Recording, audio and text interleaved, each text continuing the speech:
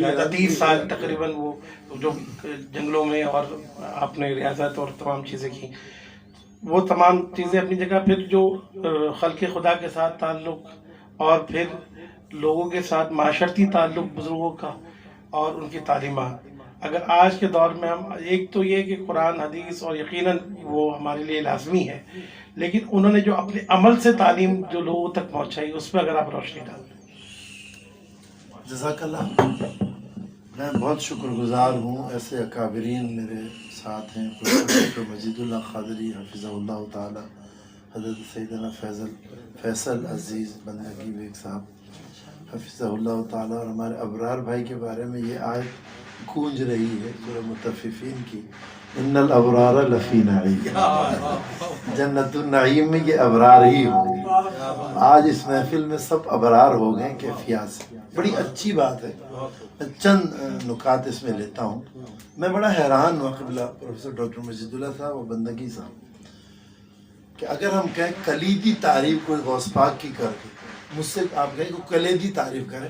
ہمارے ریسرچ میں ایک نقطہ چلتا ہے، کلمۃ المفتاح یا کلیدی الفاظ.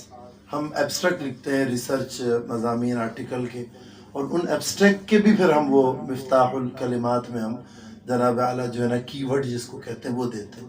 تو میرے پاس غوث پاک کی تعریف میں کی ورڈ یہ ہے جو میں نے اخبار الخیال میں پڑھا. شیخ عبدالحق محقق الاطلاق محدث دہلوی رحمۃ اللہ تعالی علیہ فرماتے ہیں، علم نے حضرت کو مہذب کر دیا تھا. میں بڑا حیران ہوں عبدالحق محدث دہلوی کے ان کلمات کو پڑھ کے. اس دن سے میرا معمول ہے کوئی کہے غوث پاک کی تعریف، میں دو ہی لفظ کہتا ہوں، علم نے حضرت کو مہذب کر دیا تھا، قرب نے حضرت کو مؤدب کر دیا تھا. میں بڑا حیران ہوں ابرار بھائی، یہ دو نقطہ پڑھ کر کے آج پہلے دفعہ آپ اہل علم کے سامنے اظہار کرتا رہا. اس سے پہلے زمین میں چٹائی میں دور دراز ایک جنگل میں مسجد بنائی، اس میں بیٹھ کے درس دیتا ہوں. یہ نہیں دیکھتا ہوں آنے والا کون، نہیں دیکھتا ہوں یہ امانت علم کو کس طرح منتقل کرنا.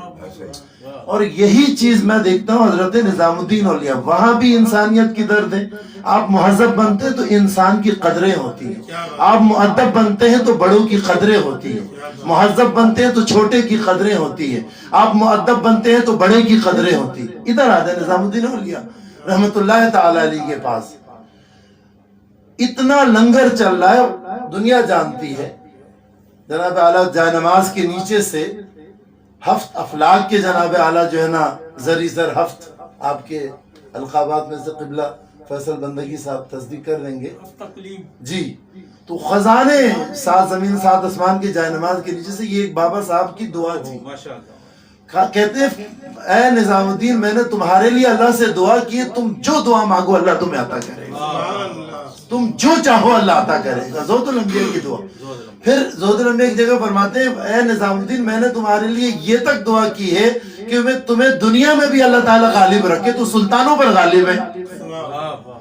حضرت شیخ کی دعا سے مقام کیا ملتا ہے.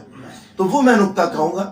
اتنا لنگر ہے، سب کچھ، غذا کیا ہے، کھانا کیا ہے، پینا کیا ہے، مسلسل روزہ رکھ رہے ہیں.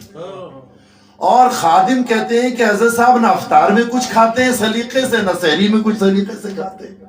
خادموں نے اصرار کیا حضور اپنا افطاری میں سلیقے سے کھا رہے ہیں، نہ سحری میں سلیقے سے کھا رہے ہیں. وہی مہذب پن مؤدب پن. فرمایا کہ کتنے درویش بازاروں میں، کتنے درویش خانقاہوں میں، کتنی درویش جناب اعلیٰ ویرانوں اور جنگلوں میں بھوکے ہیں. ان کے بھوک کو دیکھتا ہوا میں پیٹ بھر کے کھا لوں پی لوں. تو دیکھیے ہر جگہ نا مہذب اور مؤدب پن درد ہے انسانیت کا.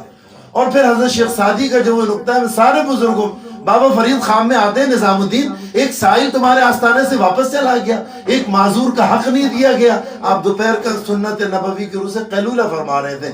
بیدار ہوئے خادموں سے پوچھا کوئی آیا تھا، پوچھا کوئی آیا تھا، کہا ہاں کوئی آیا تھا. فرمایا کیا ہوا؟ کہا حضرت ہم نے یہ بولا، کہا اگر تمہارے پاس کچھ نہ ہو، میرے مرشد نے مجھے کہا تو اپنے لوگوں کو یہ تو بتاؤ کہ ان سے مہذب طریقے سے گفتگو ہی کر لیا کریں. لا تحقرن من المعروف ولو ان تلقى اخاه بوجه طلیق. معروفات میں سے حقیر نہ جانو، اپنے بھائی سے ملو تو مسکراتے ہوئے ملو.